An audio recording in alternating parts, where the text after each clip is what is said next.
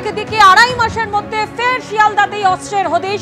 সেই বৈঠকখানা রোডে আগ্নেয়াস্ত্র সহ 5 জনকে আটক করেছে পুলিশ।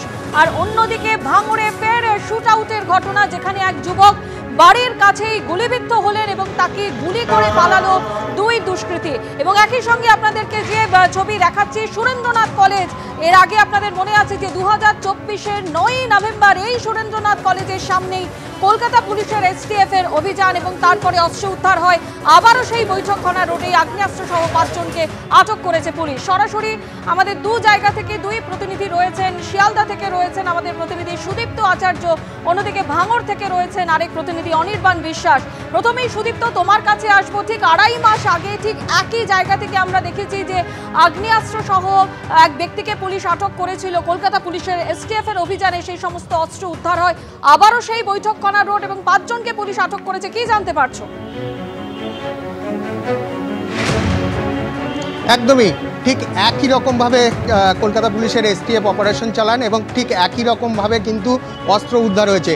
সন্ধ্যে 7:30 থেকে 8:30 ব্যস্ততম মহাত্মা গান্ধী রোড, শিয়ালদার ঠিক পাশে, সুরেন্দ্রনাথ কলেজের পাশে। এবং সেখানে হঠাৎ করে কিন্তু স্থানীয় বাসিন্দারা যেটা বলছেন যে অটো স্ট্যান্ডে কয়েকজন যুবক ছিল এবং তারা হঠাৎ করে দেখেন যে তাদের মধ্যে কিন্তু তাদের সঙ্গে কয়েকজন ব্যক্তির ধস্তাধস্তি হচ্ছে এবং তারা তারপরে বুঝতে পারেন যে যাদের সঙ্গে ধস্তাধস্তি হচ্ছে তারা সিভিল ড্রেসে কলকাতা পুলিশের STF এর আধিকারিক এবং যাদের সঙ্গে ধস্তাধস্তি হচ্ছে তাদের কাছ থেকে অস্ত্র উদ্ধার হয়েছে। এবং আমার সহকর্মী অ্যান্টনি ডি রোজারিও যে জায়গার ছবি দেখাচ্ছে, তুমি দেখো যে 5 জন ব্যক্তি এবং তারা যেটা প্রাথমিকভাবে জানা যাচ্ছে হিন্দিভাষী 5 জন ব্যক্তি, তাদের কিন্তু আটক করা হয়। এবং স্থানীয় বাসিন্দা যারা প্রত্যক্ষদর্শী তারা বলছিলেন পুলিশের হাত ফসকে তারা কিন্তু পালানোর চেষ্টা করছিলেন, কিন্তু STF এর যারা কর্মী এবং আধিকারিক ছিলেন তারা কিন্তু তাদের ধরে ফেলেন এবং ধরে ফেলে এখন কিন্তু তাদের জেরা করা হচ্ছে। এবং প্রাথমিকভাবে যেটা জানা যাচ্ছে যে তাদের কাছ থেকে কিন্তু একাধিক অস্ত্র এবং কার্তুজ উদ্ধার হয়েছে। আমি আমার সহকর্মী রোজারিওকে দেখাতে বলবো, পাশে কিন্তু মোবাইল এবং মানিব্যাগ রাখা হয়েছে। যাদের আটক করা হয়েছে এখনও পর্যন্ত 5 জন, তাদের এই মোবাইল এবং মানিব্যাগ তাদের থেকে উদ্ধার হয়েছে এবং জানা যাচ্ছে একাধিক তাদের কাছ থেকে সফিস্টিকেটেড আর্মস এবং কার্তুজ তাদের থেকে উদ্ধার হয়েছে এবং সিজার প্রক্রিয়া কিন্তু এখন চলছে। আমি দেখাবো যে ব্যাগগুলো রয়েছে, আমার সহকর্মীকে দেখাতে বলবো। এই ধরনের ব্যাগ কিন্তু এই যে 5 যুবক রয়েছেন তাদের কাছে ছিল এবং এই ব্যাগের মধ্যে থেকেই কিন্তু এই একাধিক যে আর্মস যেগুলো রয়েছে সেই আর্মস উদ্ধার হয়েছে। আমি এবার দেখিয়ে দেবো ঠিক কোন জায়গাটা থেকে কিন্তু এই ঘটনা ঘটেছিল, কোন জায়গা থেকে উদ্ধার হয়েছে। স্থানীয় বাসিন্দারা যেটা বলছেন যে গতবার যেখানে অস্ত্র উদ্ধার হয়েছিল সুরেন্দ্রনাথ কলেজের পাশে বৈঠকখানা যে রোড রয়েছে তার পাশে, তার থেকে ঢিলছোড়া দূরত্বে ঠিক এই জায়গাটায় যে অটো স্ট্যান্ড রয়েছে এখানে তারা দেখেন সন্ধ্যে 7:30 থেকে 8:30 স্থানীয় কয়েকজন যুবক এখানে পাশে দাঁড়িয়েছিলেন। তারা দেখেন হঠাৎ করে কয়েকজন যুবকের মধ্যে ধস্তাধস্তি হচ্ছে এবং পরবর্তী সময় তারা বুঝতে পারেন যে তারা আদপে কলকাতা পুলিশের STF এর আধিকারিক এবং কর্মী এবং 5 জন যে যুবক তারা কিন্তু অস্ত্র নিয়ে এসেছিল। আমরা পুলিশ সূত্রে যেটা জানতে পারছি যে তারা কিন্তু এদের পরবর্তী সময় জেরা করবে এখন আটক করা ব্যক্তিদের এবং কি কারণে তারা এই অস্ত্র নিয়ে এসেছিল, তারা কি গতবার যেরকমভাবে অস্ত্র পাচারের জন্য নিয়ে এসেছিল সেরকম সেই কারণে নিয়ে এসেছিল না অন্য কোনো কারণ রয়েছে, অর্থাৎ তারা কোনো নাশকতা, কোনো ডাকাতি বা কোনো খুন। আমরা জানি এখানে কয়েক মাস আগে কিন্তু কসবায় কাউন্সিলরের ওপর পর্যন্ত আক্রমণ হয়েছিল। সেই ধরনের কোনো ঘটনা, আক্রমণ করার জন্য কি এই 5 জন যুবক অস্ত্র নিয়ে এসেছিল না অস্ত্র পাচার করার জন্য? যেরকম বৈঠকখানা বাজারের কয়েক মাস আগে, 2.5 মাস আগে যে ঘটনা ঘটেছিল সেই রকমভাবেই অস্ত্র পাচার করার জন্য, কারুর হাতে তুলে দেওয়ার জন্য তারা নিয়ে এসেছিল সেটা কিন্তু বোঝা যাচ্ছে না। আমার সহকর্মী রোজারিও সেই ছবি দেখাচ্ছেন। 5 জন যাদের আটক করা হয়েছে, যাদের থেকে অস্ত্র এবং কার্তুজ উদ্ধার হয়েছে, এইরকম 5 জন কিন্তু এখানে বসে রয়েছে। আমরা দেখতে পাচ্ছি বসিয়ে রাখা হয়েছে 5 জনকে এবং কলকাতা পুলিশ সিজার প্রক্রিয়া চালাচ্ছে এবং তাদের জেরা করা হবে পরবর্তী সময় এবং জেরা করে কিন্তু পরবর্তী সময় বোঝা যাবে যে কি কারণে তারা অস্ত্র নিয়ে এসেছিল। দুটো কারণ হতে পারে, প্রাথমিকভাবে দুটো কারণ জানা যাচ্ছে। এক হতে পারে তারা অস্ত্র কারুর কাছে পাচার করার জন্য নিয়ে এসেছিল, হতেই পারে, এবং তার পাশাপাশি তারা কোনো নাশকতা, তারা ডাকাতির জন্য নিয়ে এসেছিল বা অন্য কোনো উদ্দেশ্য, কাউকে খুন করার উদ্দেশ্যে নিয়ে আসতে পারে, এরকমও কিন্তু স্থানীয় বাসিন্দারা আশঙ্কা করছেন। আমরা দেখতে পাচ্ছি যে তাদের আটক করার পর পাশের যে হোটেল রয়েছে সেই হোটেলে তাদের নিয়ে আসা হয়েছে।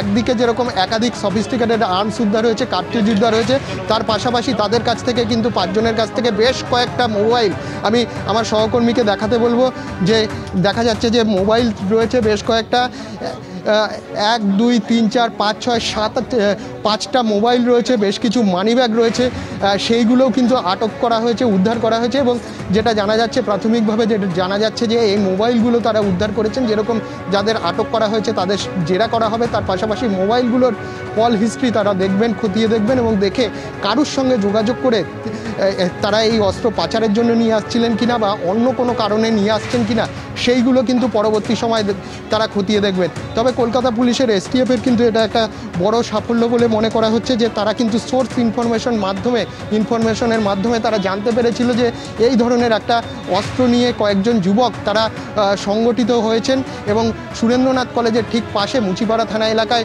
গত 2.5 মাস আগে যেখান থেকে অস্ত্র উদ্ধার হয়েছিল ঠিক সেখান থেকেই কিন্তু মহাত্মা গান্ধী রোডের ব্যস্ততম এলাকায় সন্ধ্যে 7:30 থেকে 8:45টার সময় কিন্তু সেই পুনরায় সেই অস্ত্র উদ্ধারের ঘটনা ঘটল।